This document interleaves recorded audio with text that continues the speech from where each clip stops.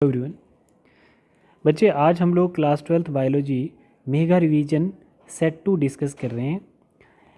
Botany का हमने पहले वीडियो में डिस्कस कर लिया था, अब हम लोग जूलॉजी का डिस्कस कर रहे हैं। ये भी 35 मार्क्स का है, जिसमें सेक्शन ए में फर्स्ट क्वेश्चन पूछा है, failure of brain to develop infancy mental retardation और सिम्टम ऑफ। इन्फेंसी क्या होता है बच्चे? इन्फेंसी इन्फेंट को बोला जाता है। तो इसका आंसर मैंने राइट साइड पर लिख के रखे हैं।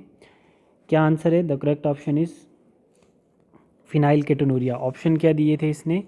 एक था colour blindness, cystic fibrosis, phenylketonuria, none of this. बच्चे ये जो क्वेश्चन है आपकी एनसीईआरटी से प्लियोट्रॉपिक से है, प्लियोट्रॉपिक वाले टॉपिक से ये क्वेश्चन पूछा गया है। तो आप लोग देख लें उसको। प्लियोट्रॉपिक का मतलब होता है बच्चे one gene controlled multiple characters. ठीक है, तो अब हमारे पास मल्टीपल कैरेक्टर्स क्या हैं और वो जीन कौन सा है? देखो मैंने यहाँ पे बताया भी है बच्चे कि जैसे हमारे पास फिनाइल एनालिन जो है, फिनाइल एनालिन वो किस में होता है? टायरोसिन में कन्वर्ट होता है। किस में? टायरोसिन में कन्वर्ट हो। और ये टायरोसिन फिर क्या आगे मल्टीपल फंक्शन शो करता है। तो यहाँ पे एक जीन है जिसका नाम क्या है बच्चे? उस जीन को हम क्या बोलते हैं? Phenylalanine hydroxylase. क्या बोलेंगे बच्चे उसको हम लोग? Phenylalanine hydroxylase, phenylalanine hydroxylase. ठीक है बच्चे, ये जीन क्या करेगा? फिनाइल एनालिन को टायरोसिन में कन्वर्ट करेगा, फिर मल्टीपल फंक्शन शो करे। अगर ये जीन एब्सेंट हो जाती है बच्चे तो ये फिनाइल एनालिन किस में? ब्रेन में एक्यूमुलेट हो जाता है बच्चे। और ब्रेन में एक्यूमुलेट होने से क्या होगा? ये डिजीज़ फिनाइल केटोनूरिया काज कर देगा। जेनेटिक डिसऑर्डर है बच्चे, मेंटल रिटार्डेशन हो जाएगी। ठीक है, it cause the defect the gene that code for the enzyme phenylalanine hydroxylase which is necessary for breaking down the amino acid into phenylalanine. ठीक है बेटा, तो पहला क्वेश्चन हमारा हो गया। ठीक है, ये इसका राइट आंसर है। अब नेक्स्ट है, an official licence for use of biological material is called biopatent. तो ये क्या है इसका आंसर? बायोपेटेंट। एक बार रीड कर लेना इसका एक दो लाइन जो है क्या होता है बायोपेटेंट। फिर उसके बाद recombinant insulin is called Humulin. Recombinant insulin is called Humulin. तो क्या मतलब हुआ? Humulin is indeed another name of recombinant human insulin. ये थर्ड आंसर आ गया इसका।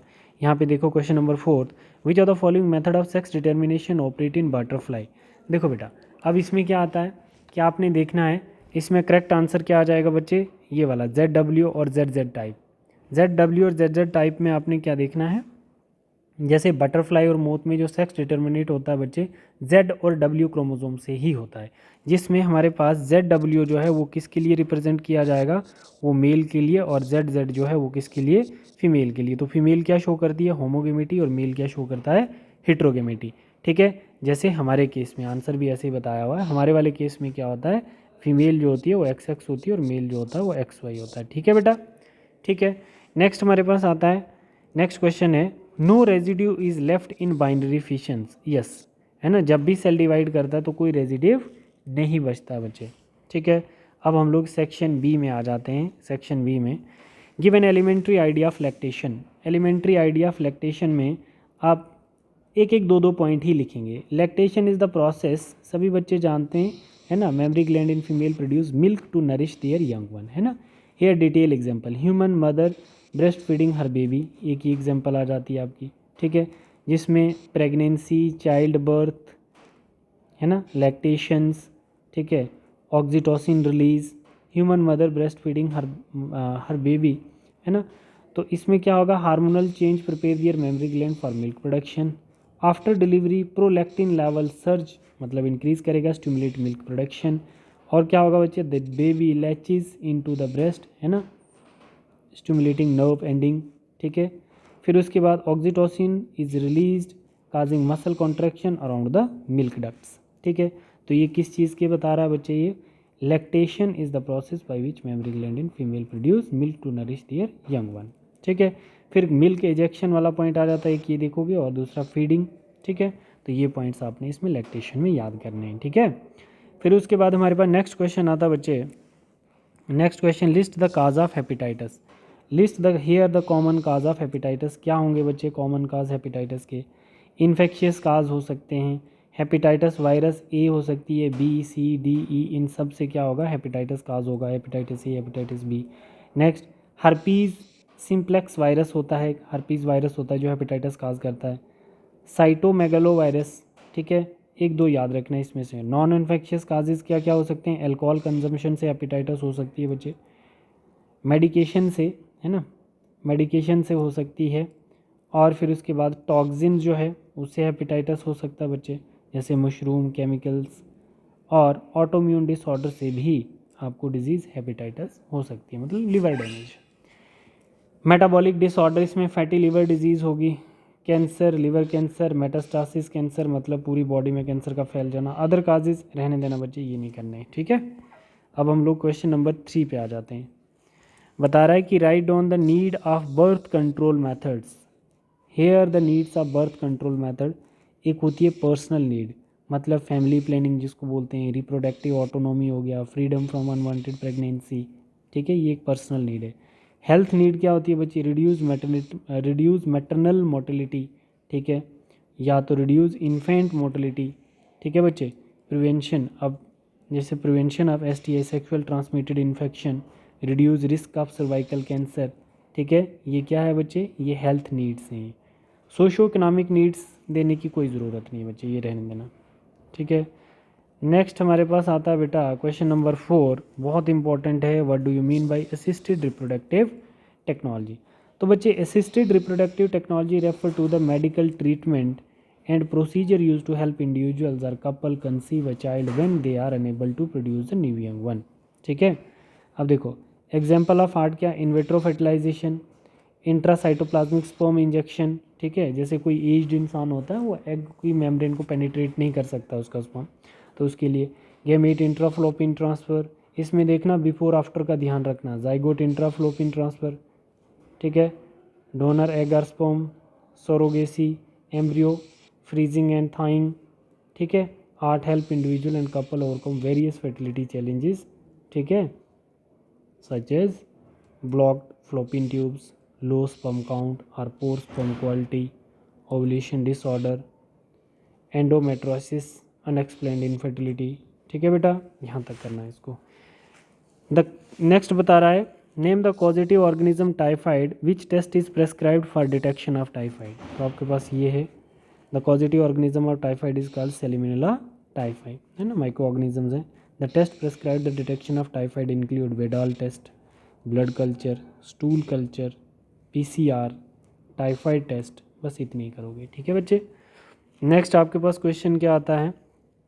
नेक्स्ट क्वेश्चन है write short note on australopithecus, ramapithecus, australopithecus, ये एक बारी देख लेना आप लोग सभी। कब की बात कर रहे हैं एस्ट्रेलियोपिथिकस? मतलब ये आपके एवोल्यूशन से, ओरिजिन ऑफ लाइफ से क्वेश्चन है। Lived around 4 to 2 million year ago East Africa, australopithecus. क्या करेक्टर था? बाइपेडल थे, वॉकिंग अपराइट ऑन 2 लेग्स, ठीक है। Brain size similar to chimpanzee, around 35 to 55% of modern human brains. Diet consisted of plants, fruits and possibly small animals, ये diet थी इनकी। Important species include Australopithecus afarensis, ठीक है, and ये इनकी terms हैं, ठीक है। ऑस्ट्रेलियोपिथिकस अफ्रीकनस इसको बोला जाता है।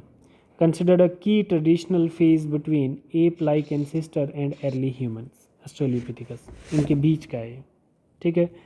नेक्स्ट हमारे पास क्वेश्चन आता है बच्चे, write down the significance of modern synthetic theory of evolution. जो पॉइंट बताऊंगा बच्चे इसके बहुत अच्छे से ध्यान रखना। Modern synthetic theory of evolution is known as new Darwinism theory, ठीक है। इसमें क्या होता है बच्चे? यूनिफाइज बायोलॉजी, मतलब क्लियर बायोलॉजी है यहाँ पर, है ना। फिर उसके बाद एक्सप्लेन एडॉप्टेशन एक्सप्लेन करनी है, प्रिडिक्ट इवोल्यूशनरी चेंजेस, प्रिडिक्ट करनी है इवोल्यूशनरी चेंजेस क्या क्या हैं, सपोर्ट करनी है कंजर्वेशन एफर्ट्स, है ना, जो कंजर्व करते हैं बायोडाइवर्सिटी को, है ना, तो उसको भी सपोर्ट्स करना है। दूसरा improve agriculture and medicine, enhance our understanding of human evolutions, ठीक है। Foster interdisciplinary research, provide framework of study, then support the concept of common descendants, जैसे डार्विन फिंचेस हम बोल रहे थे। फिर continuously refine our understanding of evolutions, ठीक है बच्चे।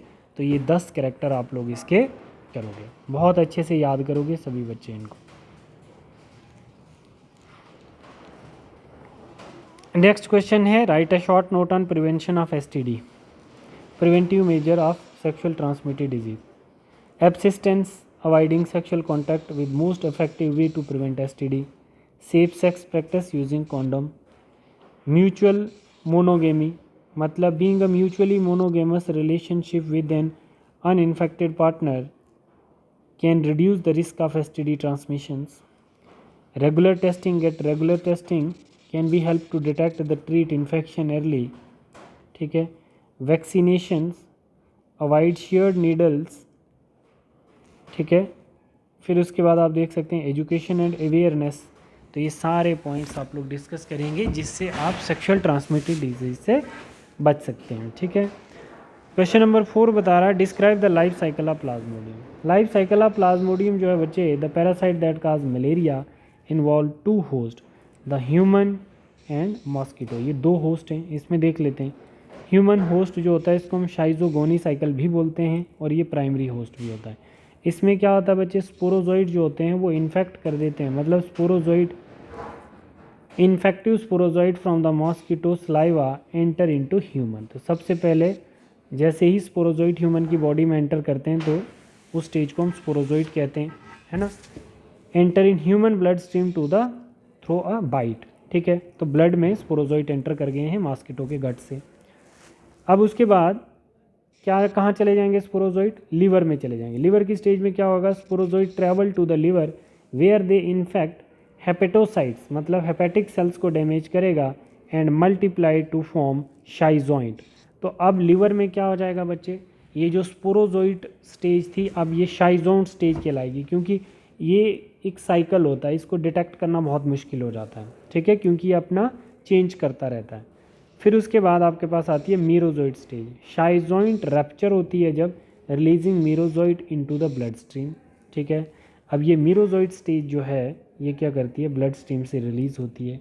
तो क्या होगा, एरिथ्रोस्टिक स्टेज आ जाएगी. तो इसमें मीरोजोइड इन्फेक्ट किसको करेंगे बच्चे, आरबीसीज के सेल्स को इन्फेक्ट करेंगे, where they multiply and form trophozoite. तो अब क्या बनेगा बच्चे, आपके पास ट्रोपोजोइड स्टेज बनेंगे. फिर ट्रोपोजोइड जो होंगे बच्चे वो ग्रो करेंगे, मल्टीप्लाई करेंगे, इवेंचुअली फॉर्मिंग द शाइजोइड स्टेज. ठीक है. फिर उसके बाद हमारे पास क्या आता है बच्चे, शाइजोइड रैप्चर करेंगे, release more merozoite to infect the RBCs. ठीक है. तो ये हमारा किसका हमारा लाइफ साइकिल किस में है, प्लाज्मोडियम का ह्यूमन में, प्राइमरी होस्ट की लाइफ साइकिल की हम बात कर रहे थे. ठीक है. तो अब सेकेंडरी होस्ट में हम लोग देखते हैं मॉस्किटो के, उसको स्पोरोगेमी साइकिल भी कहते हैं. तो गेमेटोसाइट्स जो बने थे आपके होस्ट में, तो some parasites in the human blood stream develop into gametocytes male and female. तो याद रखना गेमेटोसाइट्स जो हैं सेक्सुअल स्टेज जो होती है वो कहाँ पर होती है, आपके कहाँ पे होगी बच्चे, ह्यूमंस में. ठीक है. Mosquito injections when infected human is bitten by the mosquito the gametocytes are ingested. फिर कहाँ होगा, फर्टिलाइजेशन कहाँ होगा, मॉस्किटो के गट में, male and female gametocyte use to form a zygote. फिर क्या बनेगा, oocyte बनेगा, the zygote develop into oocyte which attach to the mosquito mid gut walls. ठीक है.